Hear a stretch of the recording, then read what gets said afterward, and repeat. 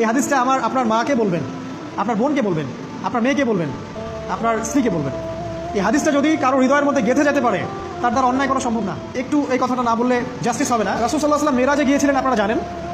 তিনি মেরাজের রাতে অনেক অলৌকিক জিনিস দেখেছেন, নবীদের সাথে সাক্ষাৎ করেছেন, ইভেন আল্লাহর সাথে কথা বলেছেন, আল্লাহর নূর দেখেছেন।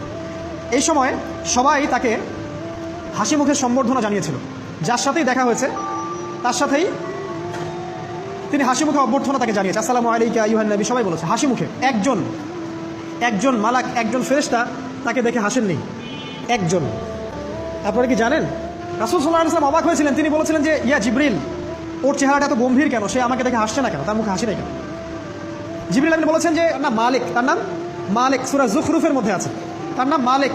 যেদিন থেকে আল্লাহ জাহান্নাম সৃষ্টি করেছেন সেদিন থেকে তাকে জাহান্নামের দায়িত্ব দিয়েছেন, অর্থাৎ জাহান্নামের হেড অফ ডিপার্টমেন্ট, ইনচার্জ। সেদিন থেকে তার মুখের হাসি উঠে গেছে। আমরা দোয়া করি আমরা যেন তার সাক্ষাৎ না পাই। তার কাছে পারমিশন নিয়ে রাসূল সাল্লাল্লাহু আলাইহি ওয়াসাল্লাম জাহান্নামের দিকে তাকিয়েছিলেন, ভিতরে দেখেছেন কি আছে।